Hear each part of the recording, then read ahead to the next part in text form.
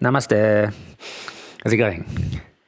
In the first 2 years of the practice, where you develop the fastest, you gain the most out of your potential in the first 2 years of the practice. We need to be very good at key elements only and then understand them to the core for the other ones to follow eventually in the future. Therefore, we don't have to learn the advanced techniques. They just happen. And then from my personal journey, and I apply this to my students and the way I teach them, my teachings, and I find this quite effective in helping them. When it comes to the body, the physical techniques, those that promote mobility, dynamism, as well as coordination and synchronization are the most effective in developing the bandhas, the subtle anatomy. Because bandhas, in a bigger sense, is a byproduct of your body, the breath, and the mind working in a very synchronized manner. That they happen spontaneously, almost spontaneously. You don't have to think when to breathe, how to move a particular body part as required in a particular position. They just happen spontaneously. All right. And then translating that to the lower aspect of the asana, those that we work the hips dynamically are the best. And what are this? All right. So for example, if you do a vinyasa, that's one. But what I find most effective within that vinyasa umbrella is when you work on the stability, the dynamism of the hips. And then this one works really very well. Alternating leg raises, because what it does, aside from strengthening the upper back, you also decompress the sacroilimbus spine and promotes synchronicity and coordination. And then couple that with crossing between the hands and sitting. Eventually, as your body gains the strength and the mobility and the coordination of the breath, you'll be able to perform a synchronized way where you inhale as you cross through, exhale to settle, inhale to push, and exhale to sit. It's like the sit through. And then you can utilize the blocks or any support you can find at home to provide that extra space under you. Yes, after doing a few leg raises there, good. Crossing one leg, pushing the other one, and then try to pendulum your way through and sit. Okay, so that for me, and then that's how I started the journey actually. Probably I just hit the right spot. I wasn't even thinking of developing my bandhas. I didn't know bandhas back then. So I just enjoy it. Because that's my nature. So you might ask, I am too weak to do that. Okay. You know what? I teach students in practically all demographics. My oldest group have a core group of senior participants, and then I teach people as old as 68 years old, and they're able to perform similar techniques. As long as you don't have, for example, sustain or nourishing an injury. Of course, you have to mend yourself first before doing this technique. And there are many ways to still keep up with the practice without you straining the affected joints, the affected body parts. And then, for example, if your body is too weak to do that, right, an easier alternative is this: lie on your back and then do your twist. And then this provides the same benefit of opening and loosening your hips as well as strengthening the core. And that's doable, right? You can do it on your stomach. It's actually my initiation practice, bending the knees and circling around. All right. and then moving to a bit of a side to side. You can do your Masakridasana sequence. And then my classes are always filled with this.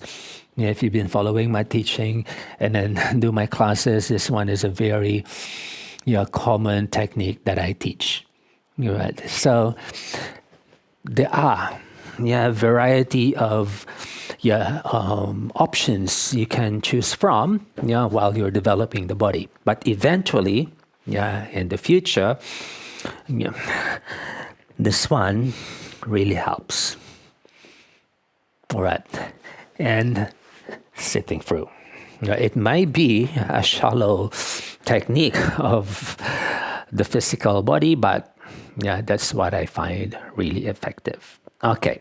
Now, you may ask, how about static poses? Do they work? Yes, they do, but I really recommend doing them in conjunction with dynamic ones, active ones. For example, after a round of the sit-through or after a round of the reclining and then your prone twisting, you do a downward dog. And then you do a few leg raises there. And if you want to do a static pose, you can step one leg up and then just do a warrior, for example. But standing poses should be part of your practice, especially in the beginning stages. So for me, all right, so I don't want to be giving you too many information or detail, but those are the essence. Work the dynamism, the coordination of your hips, as well as some static standing and sitting poses. Right. And if you want to gain inspiration, you can just follow my classes. I've given a number of them, and then try to practice them over and over again until the techniques get ingrained. Okay.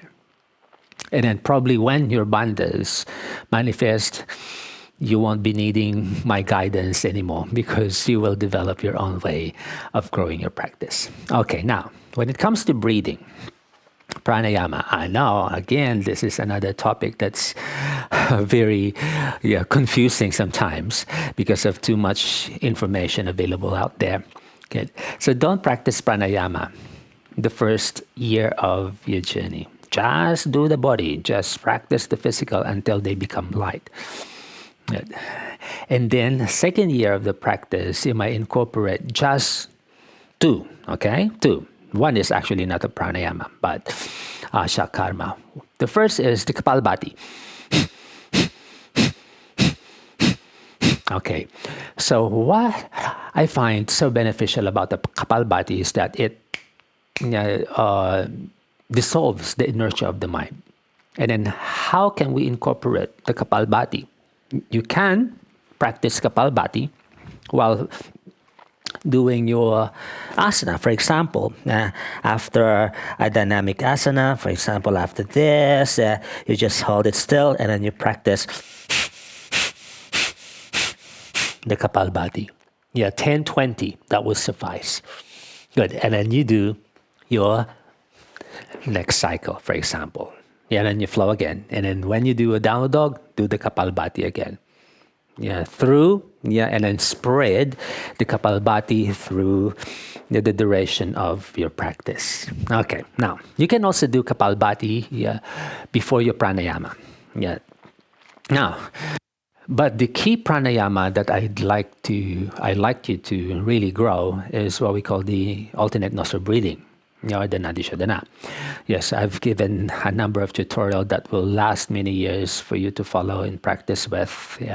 If you want a guided practice about that. Simply is blocking the nostrils in alternating fashion or action. Then we hold the breath within. Breathing that right, left side,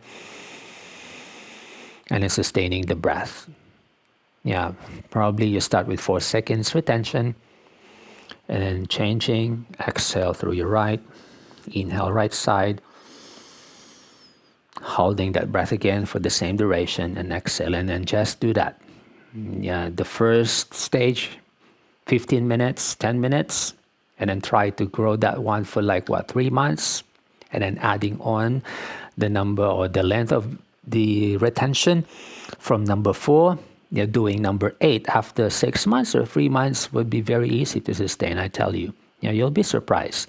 And then until you are confident or comfortable holding for like 16 counts, counting from the higher number, 16, 15, down to 1, change, and exhale, inhale the right side, and then retaining the breath. What's important here is sustainability. Good. There's no purpose of holding the breath for 1 minute if you can only do it for 1 repetition. No. It has to be sustainable within the time period. 10 minutes, 15 minutes, 30 minutes. Start with 10 minutes, you're doing your retention shorter, and then jump all the way up to your 8-beat retention, and then go all the way up to your 16-beat, and then try to accomplish 15 minutes, 30 minutes. Currently, my practice is 30 minutes in the morning, 30 minutes at night. And that is enough for me. But before then, I try to accomplish longer time of the practice. But I've settled already, so 30 minutes in the morning and 30 minutes at night is suited based on my current situation. Yes, and then that would be the bulk of your 2-year journey. Simplicity. And probably in the second year, you will just realize, oh my goodness, I'm so light, I can already jump. Okay. You might not be able to jump all the way to your floating sensation, of course, depending on your nature, depending on your age, but you will feel jumping is light. That you are synchronizing the breath with the way you jump, and then you don't have to think. Okay. Although I have instructions detailing the action, but without you developing it yourself within, it's not possible to happen. Right? And then from there, the progress will just continue and will never stop until, only you can tell, you can decide how and when, or when to stop. Well, actually, it won't stop. It will keep developing. Once the bandhas open up, it will open up. It will pave way to endless possibilities. All the way to your meditation. So yes, my goal for this is to just provide you a practical, approachable, real life, sustainable structure you can do at home. And then, the adjunctive lessons we have in this channel shall assist you in learning the finer details of those key components. Good luck, and I'll see you in the next lesson.